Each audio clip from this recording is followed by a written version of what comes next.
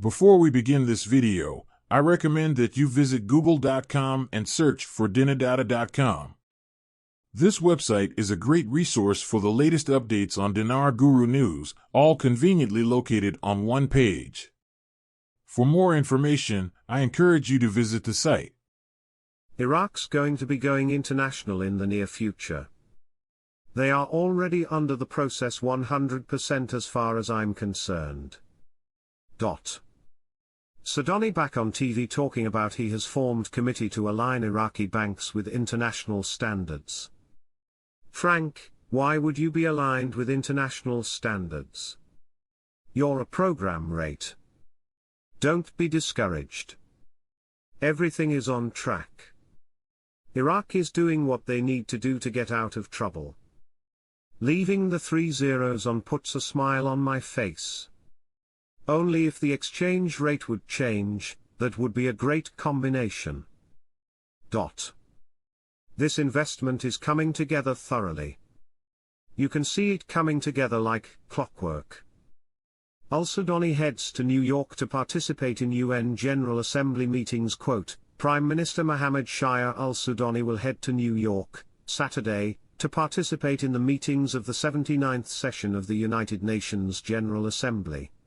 Sudanese leaves for New York next weekend to participate in UN General Assembly meetings. Alak on TV now.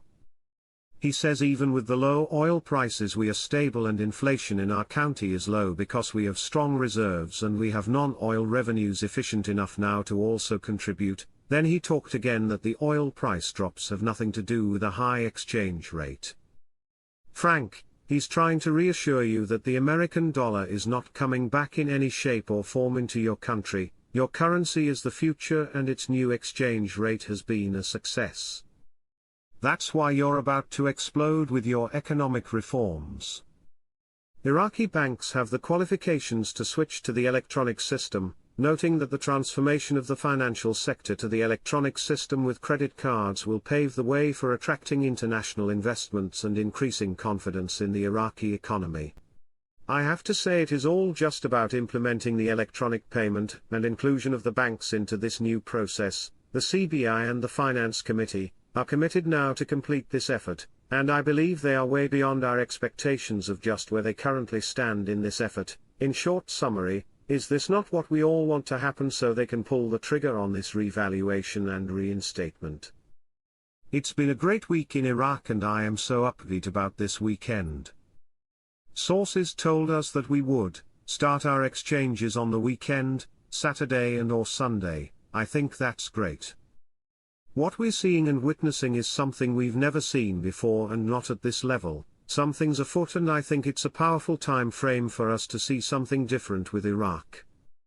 The leaders of the coordination framework are engaged in a major and dangerous political conflict with Prime Minister Mohammed Shia al-Soudani after the revelation of the wiretapping network that was primarily targeting leaders in the coordination framework and the Popular Mobilization Forces, headed by the head of the State of Law Coalition, Nouri al-Maliki, the Secretary-General of the Asaib al-Alha movement, Qais Khazali, the Secretary-General of the Badr Organization, Hadi al-Amiri, the head of the Popular Mobilization Forces, Foleh al-Fayyad, the Chief of Staff of the Popular Mobilization Forces, Abdul Aziz al-Muhammadawi, nicknamed Abu Faidak, and others, according to informed sources.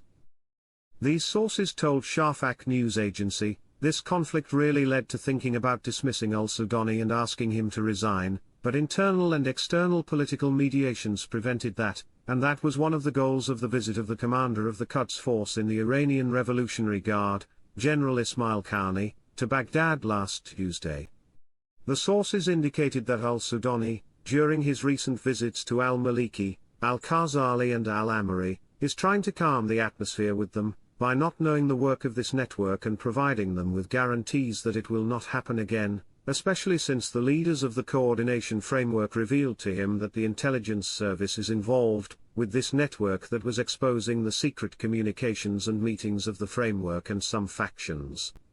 The sources confirmed that the atmosphere is still tense between al-Soudani and some leaders of the coordination framework despite his visit to them, and the parties that truly support al-Soudani within the framework are currently only two, the head of the Victory Coalition, Haider al-Abadi, and the head of the National Wisdom Trend, Ammar al-Hakim, and the latter played a mediation role between al-Sudani, al-Amiri, al-Maliki and al-Khazali. The sources expected that new dangerous facts about the eavesdropping network will be revealed in the coming days, especially since the armed factions accuse this network of involvement in the assassination of prominent leaders in Baghdad. This comes at a time when an informed source revealed to Shafaq news agency that the eavesdropping included all parties in the framework and its leaders, so there was escalation and accusations against al-Sudani, until it reached the point of Khazali and al-Maliki demanding al-Sudani's resignation, but the other parties in the framework indicated leaving the case to investigations and the judiciary, and it was agreed after that to proceed with this path.